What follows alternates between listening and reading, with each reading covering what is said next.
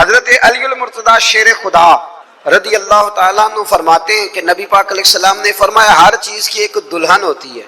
دلہن بیوی کے معنوں میں نہیں، دلہن سجی ہوئی چیز کو کہتے ہیں. عرب کے اندر دلہن ہے سجی. فرمایا ہر چیز کی ایک دلہن ہوتی ہے. تو فرمایا قرآن کی دلہن سورہ رحمان ہے، یہ سجی ہوئی صورت ہے یہ نا.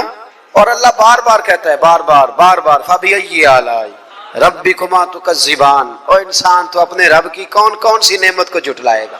پلٹ کے دیکھ تو صحیح، تو اپنے آپ کو دیکھ لے، اپنی آنکھیں ہی دیکھ لے، اپنا گھر ہی دیکھ لے. تو غور تو کرنا ذرا. یہ نا بہت سارے لوگوں کو بڑی دشواری ہوتی ہے، وہ ہر وقت ہاتھ میں رومال پکڑے رہتے ہیں، کہتے ہیں جی میرے منہ سے نا کئی دفعہ قطرہ نکل جاتا ہے تھوک کا، تو کسی کے منہ پہ پڑ جاتا ہے. میں ایک تحقیق دیکھ رہا تھا کہ جو لبلبا ہے نا آپ کی زبان کے نیچے، اگر زبان خشک ہو جائے تو کسی کھانے کا مزہ ہی نہ آئے. ڈاکٹر کہتے ہیں کہ اتنی قیمتی چیز ہے یہ جو آپ کی زبان تر رہتی ہے کہ یہ سارے ذائقے جو ہیں یہ آپ کو دیتی ہے. اگر کبھی زبان پک جائے نا تو اچھی طرح پکی ہوئی چیزیں بھی مزہ کوئی نہیں دیتی، بلکہ جلتی رہتی ہے ہر شے. اللہ نے جو بنایا ہے نا، جہاں بنایا ہے کمال ہی بنا دیا ہے. اور فرماتے ہیں فَبِأَيِّ آلَاءِ رَبِّكُمَا تُكَذِّبَانِ. اپنے رب کی کون کون سی، تو کہاں جائے گا؟ اور شروع کہاں سے کیا؟ فرمایا الرحمن علم القرآن. فرمایا رحمان نے اپنے حبیب کو قرآن سکھایا ہے. حضرت علی فرمایا کرتے تھے کہ میں اگر قرآن کی تفسیر لکھوں تو کئی اونٹ کتابوں کے بھر جائیں پھر بھی تفسیر ختم. ہم پرانی بات نہیں کرتے. یہ گجرات میں مفتی احمد یار خان صاحب نعیمی حکیم الامت رحمت اللہ، قرآن مجید کے ایک پارے کی تفسیر لکھی تو پوری ایک جلد بن گئی. ابھی پنڈی کے وہ عالم حیات ہیں جو کہتے ہیں کہ ایک پارے کی ایک جلد نہیں، ایک پارے کی تو 3-4 جلدیں بن جاتی ہیں. اعلیٰ حضرت فاضل بریلوی سے کسی نے کہا تفسیر لکھے، فرمانے لگے میں لکھوں گا تو پڑھے گا کون؟ فرمایا میں تو سورہ بددعا کی تفسیر لکھوں تو کئی جلدیں بن جائیں. اتنا وسیع. اور بتائیے یہ وہ لوگ ہیں جنہوں نے استادوں سے قرآن سیکھا ہے. تو جس رسول نے اللہ سے سیکھا ہے، جس نبی نے اللہ سے سیکھا ہے، اس کے آپ کیا صاحب بات کرتے ہیں علم کی، اور آپ ترازو لے کے بیٹھے ہیں. آپ کیسی بات کرتے ہیں؟ میرے محبوب کو رب کہتا ہے میں نے قرآن سکھایا ہے. خلق الانسان، فرمایا پہلے قرآن سکھایا ہے پھر میں نے اس انسان کامل کو دنیا میں پیدا فرمایا ہے. علمہ البیان، اور پھر میں نے اسے بیان سکھایا ہے. یہ بیان کون سکھاتا ہے؟ یہ قرآن مجید کہہ رہا ہے. بیان کون سکھاتا ہے؟ کچھ دوست ایسے ہوتے کہتے فلانا آدمی مقرر ہے جی. تو کیا مقرر آدمی جو ہوتا ہے وہ بالکل فضول آدمی ہوتا ہے؟ اللہ کہتا ہے کہ یہ جو بیان ہے نا یہ بھی میں ہی سکھاتا ہوں. ہر ایک حصے میں ہر نعمت آتی یہ بھی اللہ ہی سکھاتا ہے. اور نبی کریم علیہ السلام نے فرمایا بعض بیان جادو ہوتے ہیں، وہ جادو ہی کر جاتے ہیں جی. کچھ لوگ ایسے ہوتے ہیں جن کا ایک جملہ انسان سنتا ہے تو ساری زندگی کے لیے کافی ہو جاتا ہے. اللہ تاثیر کی دولت عطا کرتا ہے. پھر بڑی ساری باتیں رب کریم نے ارشاد فرمائی. فرمایا علمہ البیان الشمس والقمر بحسبان، سورج اور چاند حساب کے پابند ہیں. والنجم والشجر یسجدان، آسمان کے تارے اور زمین کے درخت اسی کے سامنے سجدہ کیے ہوئے ہیں. والسماء رفعها ووضع الميزان، آسمان اسی نے بلند کیا ہے اور میزان عدل بھی اسی نے قائم کیا ہے. اللہ تطغوا فی المیزان، تاکہ تم تولنے میں زیادتی نہ کرو. واقیموا الوزن بالقسط ولا تخسروا الميزان، اور فرمایا اس طرح کرو کہ وزن کو ٹھیک رکھو انصاف کے ساتھ اور تول کو کم نہ کرو. پھر بڑی ساری باتیں ارشاد فرمانے کے بعد فرمایا والحب ذو العصف والریحان، اناج میں جو بھوسا والا ہے اور خوشبودار پھول سارے کس نے پیدا کیے؟ فرمایا فَبِأَيِّ آلَاءِ رَبِّكُمَا تُكَذِّبَانِ. تو تم اپنے رب کی کن کن نعمتوں کو جھٹلاؤ گے؟ فرمایا خلق الانسان من صلصال کالفخار، ہم نے انسان کو بجنے والی ٹھیکری کی مٹی، جو بجنے والی مٹی ہے نا جو خشک ہو جاتی ہے، اس سے پیدا فرمایا. وخلق الجان من مارج من نار، اور پیدا کیا جان کو آگ کے خالص شعلے سے. فَبِأَيِّ آلَاءِ رَبِّكُمَا تُكَذِّبَانِ. یہ صورت ایسی ہے کہ اس کا ایک ایک لفظ پڑھنے کو دل کرتا ہے. یہ سارا قرآن مجید ہی بڑی بات ہے، لیکن یہ تو صورت جو ہے نا ہمیں اپنا آپ یاد کراتی.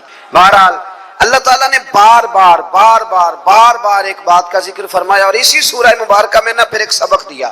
فرمایا ڈر جاؤ. کیا ملے گا یا اللہ؟ فرمایا اگر تم میرے سامنے کھڑے ہونے سے ڈرو گے نا تو 2 جنتیں دوں گا. وَلِمَنْ خَافَ مَقَامَ رَبِّهِ جَنَّتَانِ، جو اللہ کے سامنے کھڑے ہونے سے ڈرے گا اللہ اسے 2 جنتیں دے گا. ویسے آج کل ڈرتے تو نہیں نا لوگ، ڈر نکل گیا، پر تھوڑا سا برادری سے ڈرتے ہیں، برادری سے تھوڑا سا، زیادہ نہیں. تھوڑا سا رسم و رواج سے ڈرتے ہیں، کچھ لوگ ہیں جو چلو تھوڑا بہت بچوں سے ڈر جاتے ہیں، تھوڑا تھوڑا ہے نا، دنیا داروں سے لوگ ڈرتے ہیں، نہیں ڈرتے تو اللہ سے نہیں ڈرتے جس سے ڈرنا چاہیے۔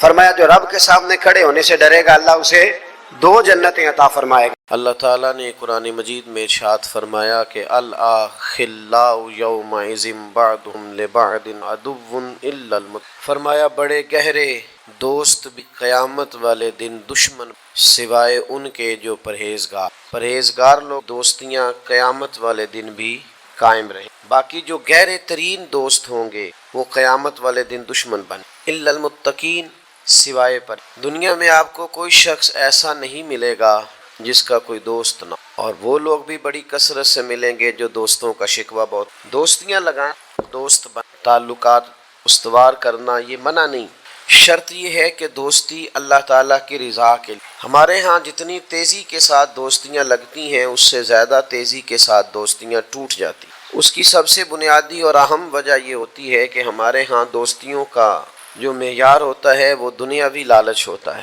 ہم اپنے مخصوص مفادات کی خاطر دوستی لگاتے ہیں، اور جب تک ہمارا وہ مفاد پورا ہوتا ہے تب تک تو ہم اس دوستی کو قائم رکھتے ہیں، اور جہاں ہم محسوس کرتے ہیں کہ اب یہ مفاد پورا نہیں ہو رہا وہاں ہم شکوہ، شکایتیں، اعتراضات شروع کر دیتے ہیں، اور اس کا نتیجہ یہ نکلتا ہے کہ بڑی محبت سے شروع ہونے والی دوستی تیزی سے ٹوٹ جاتی ہے۔ تو میرے بھائیوں یاد رکھیے گا کہ دوستی اور تعلق قائم رکھنے کے لیے سب سے اہم اور سب سے بنیادی ضرورت یہ ہے کہ دوستی محض اللہ کی رضا کے لیے لگائے۔ اللہ کے پیارے حبیب صلی اللہ تعالی علیہ وسلم بیان فرماتے ہیں، حضور فرماتے ہیں قیامت والے دن اللہ کی بارگاہ سے یہ اعلان ہوگا کہ کہاں ہیں وہ لوگ جو میری رضا کے لیے آپس میں محبت کیا۔ رب فرمائے گا جب آج میرے عرش کے سائے کے علاوہ کوئی سایہ نہیں ہے تو میں انہیں اپنے عرش کا سایہ عطا کروں گا، کیونکہ وہ میری رضا کے لیے آپس میں دوستی کرتے، میری رضا کے لیے انہوں نے آپس میں محبت کی۔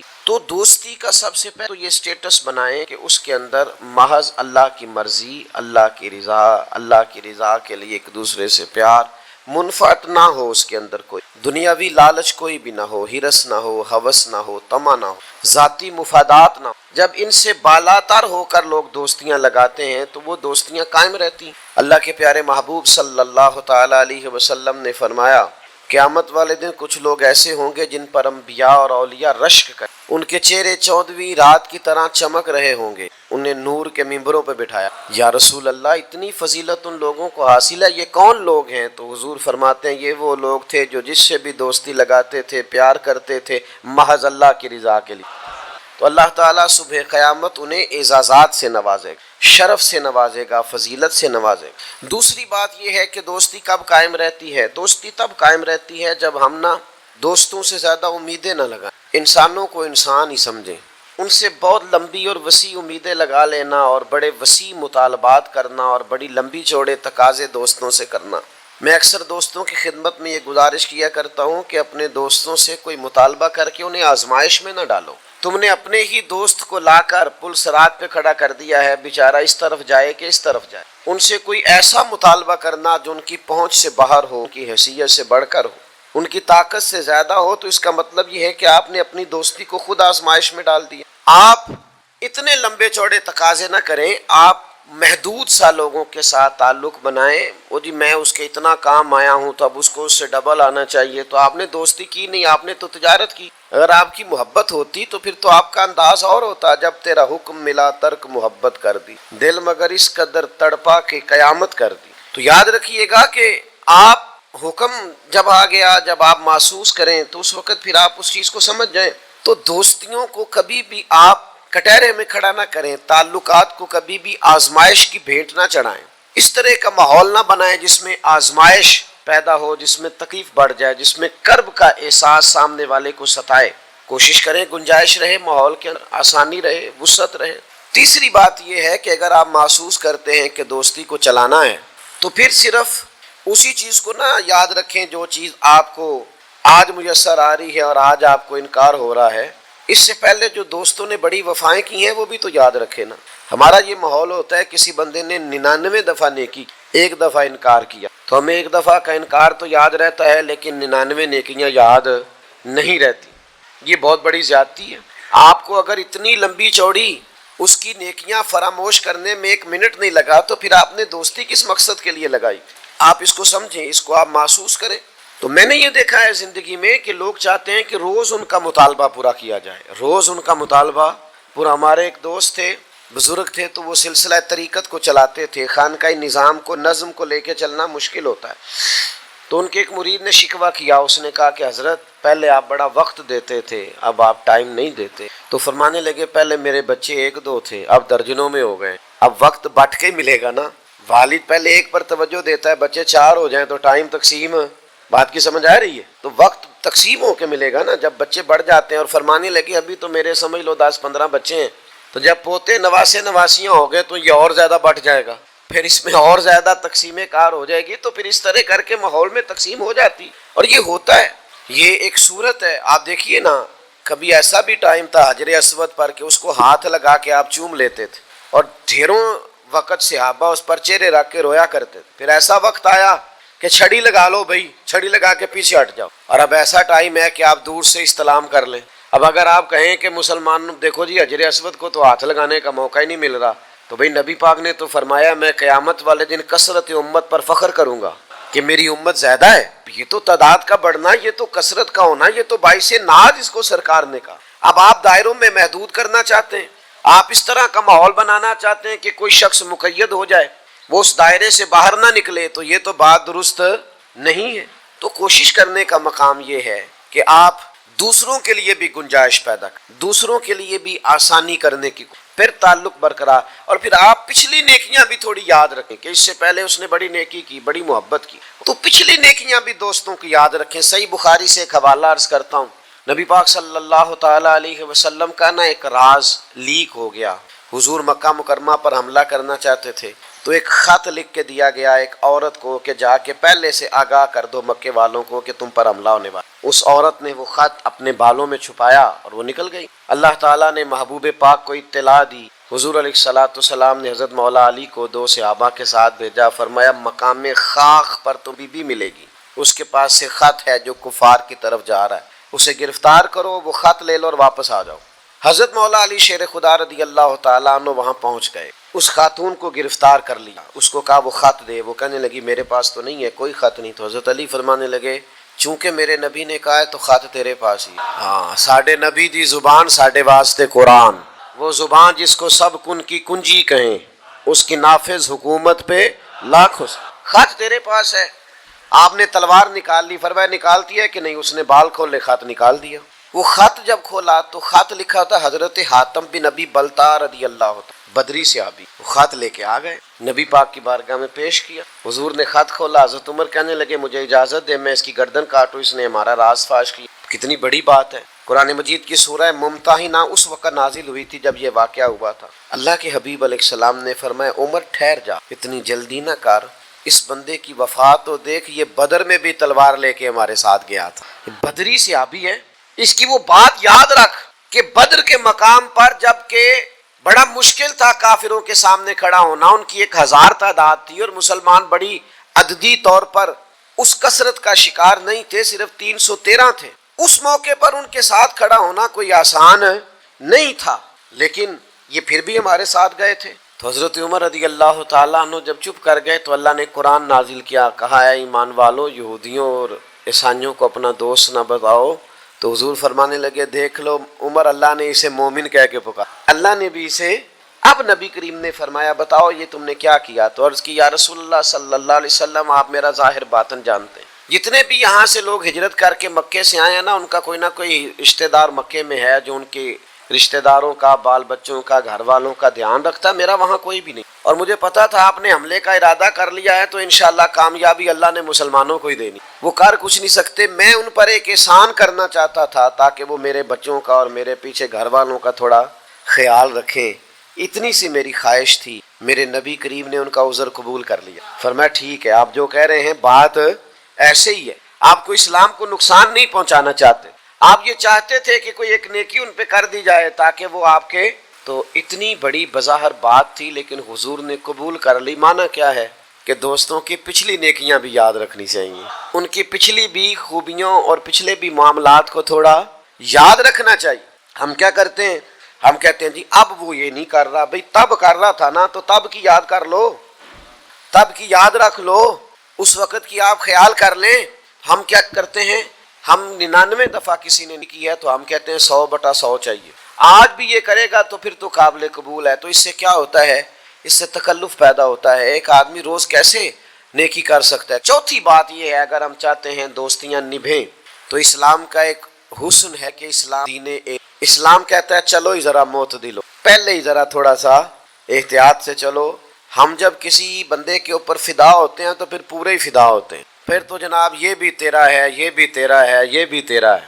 اور پھر جب بعد میں لڑائی ہوتی ہے تو چائے کی پیالیوں کا بھی حساب کرتے ہیں کہ وہ جو وہاں جاتے ہوئے چائے پی تھی نا، اس کے پیسے بھی میں نے دیے تھے، لہذا وہ بھی میرے بنتے ہیں واپس کر۔ کورے ورک کتاب نہیں ہوندے، پتھر دل گلاب نہیں، اور سجنا پہلوں ہی سوچ کے لائیں، پھر یارہ نال حساب نہیں ہوندے۔ آپ سوچ سمجھ کے دوستی لگائیں، تعلقات کو سوچ سمجھ کے لے کے آگے چلیں۔ نبی پاک صلی اللہ علیہ وسلم نے فرمایا وقفے سے ملا کرو محبت بڑھتی، تھوڑا نا وقفے سے ملا کرو، اس سے محبت بڑھے گی۔ یہ جو بہت وارفتگی ہے نا، بہت وارفتگی ہے، بہت جوش ہے، تو اس کا نتیجہ یہ نکلتا ہے کہ جتنی زور سے گیند دیوار سے لگتی ہے پھر اتنی زور سے ہی گیند واپس آتی ہے، اس کے نتائج ٹھیک نہیں نکلتے۔ تو عرض یہ کرنا چاہتا ہوں کہ اعتدال میں رہیں، معتدل رہیں، آپ اس حد سے تجاوز ہی نہ کریں۔ میرے پاس یہاں ایک دوست آئے تو مجھے کہنے لگے جی میرا دوست بڑا اچھا تھا، بڑا نائس تھا، بڑا بہترین تھا، بڑا پیارا تھا، میرے ایک دوسرے دوست نے اسے خراب کر دیا۔ تو میں نے کہا وہ دوسرا دوست؟ میں سمجھا نہیں۔ کہنے لگے یہ میرا پرانا دوست تھا جس نے اسے خراب کیا، اور جسے کیا وہ نیا تھا 2-4 سال، اس کی میں نے دوستی لگائی تھی، اب وہ دونوں ڈائریکٹ ہو گئے اور مجھے انہوں نے بیچ میں سے نکال دیا۔ تو میں نے کہا یہ تو اکثر ہوتا ہے، پہلی دفعہ تو نہیں ہوا، اس طرح تو ڈھیر دفعہ ہوتا ہے۔ کہنے لگے میں کروں کیا؟ میں نے بڑا شور کیا ہے، ان کو اپنے احسان بھی یاد کرائیں پر وہ مانتے نہیں۔ میں نے کہا اب حل ہے نا، تھوڑا چپ کر جا کچھ عرصے کے لیے، تھوڑی خاموشی اختیار کر، جو چپ کر جاتا ہے وہ بھی بچ جاتا ہے۔ اگر تم چاہتے ہو کہ یہ دوستی پھر سے بحال ہو جائے تو زیادہ شکوے نہ کرو، زیادہ شکایتیں۔ ہم بعض اوقات اعتراضات اتنے کر بیٹھتے ہیں، شکوے اتنے کر بیٹھتے ہیں، اپنی زبان سے باتیں اتنی نکال بیٹھتے ہیں کہ دوبارہ پھر دوستی کا بحال ہونا ممکن ہے۔ ایک حدیث یاد رکھیں گے اگر سناؤں آپ کو؟ نبی پاک صلی اللہ تعالی علیہ وسلم نے فرمایا کسی سے دشمنی بھی کرو تو اعتدال سے کرو، ہو سکتا ہے کل کو وہ تمہارا دوست بن جائے۔ اور فرمایا کسی سے دوستی بھی کرو تو اعتدال سے کرو، ہو سکتا ہے کل یہ دشمن بن جائے۔ دوستی اور دشمنی میں یہ جامع ترمذی میں حدیث، اعتدال کا رستہ نہ چھوڑو، معتدل رہو۔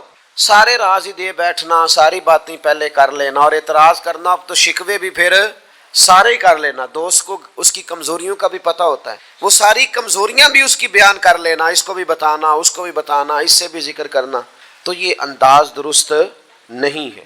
آپ معتدل انداز میں دوستی لگائیں، اعتدال کے ساتھ چلیں، شکوے زیادہ نہ کریں، اعتراض زیادہ نہ کریں۔ وہ بے وفا ہی صحیح، پھر بھی یار اپنا، چلو اس میں کمی ہے، وہ اس میں بے وفائی ہے، پر سجن تو اپنا ہے نا۔ تو دوستی ہماری ہے اس کے ساتھ، اس کی کمزوریوں کو چھپائیں، آپ اس معاملے پر تھوڑا سا اپنے ظرف کو کشادہ کریں، آپ تھوڑی وسعت پیدا کریں۔ ہم سمجھتے نہیں، ہم غور نہیں کرتے، اس خاص انداز میں چیزوں کو نہیں لیتے جس انداز میں چیزوں کو لینا چاہیے۔ ہماری ذاتی کمزوریاں ہوتی ہیں اور ہم ان کمزوریوں کا دوسروں پہ ڈال دیتے ہیں، کہتے ہیں وہ بے وفا نکل آیا۔ بھئی آپ بھی حد سے زیادہ فریفتہ تھے، اب آپ ہی حد سے زیادہ اعتراض کر رہے ہیں۔ حضور نے فرمایا جس کی تعریف کر لو پھر دوبارہ اس پر کبھی تنقید کر جو بیٹھے ہیں، تعریف تو ختم ہو گئی بات، پھر تھوڑی چشم پوشی کرو۔ انسانوں میں کمیاں بھی ہوتی ہیں، تو دوستی کو صحیح طور پر آگے لے جانے کے لیے چھٹا سبق یہ ہے کہ تھوڑی سی نا عادت عیب پوشی کی بھی، تھوڑا پردہ پوشی کا مزاج ہو تو پھر بھی ذرا دوستی آگے۔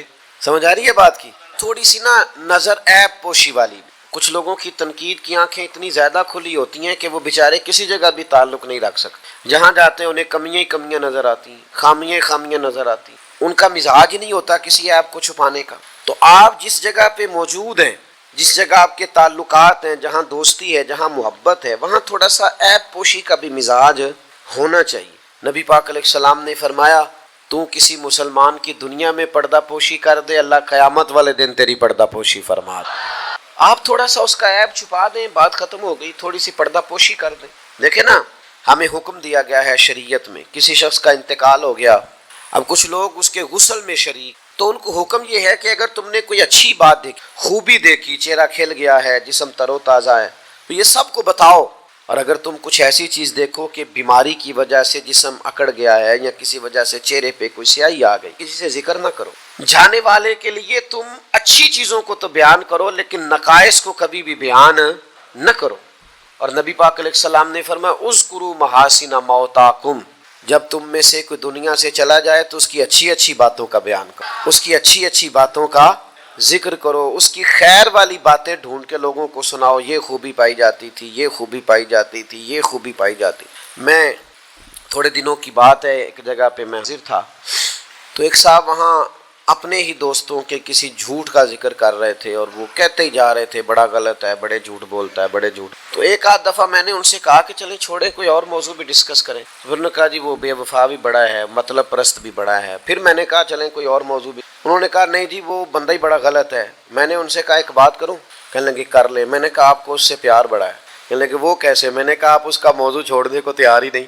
یہ جو آپ شکوہ کر رہے ہیں نا، اس کو نچوڑے نا تو اس کے اندر سے محبت چھلکتی۔ آپ اس کا موضوع چھوڑنے کو تیار، یہ جو ہر بات پہ اب کبھی آپ کہتے ہیں جھوٹا بڑا ہے، کبھی کہتے ہیں بدعہد بڑا ہے، کبھی آپ کہتے ہیں وہ مطلب پرست بڑا ہے، تو 3-4 دفعہ آپ سے کہا ہے موضوع بدل دیں تو نہیں نہ بدل رہے۔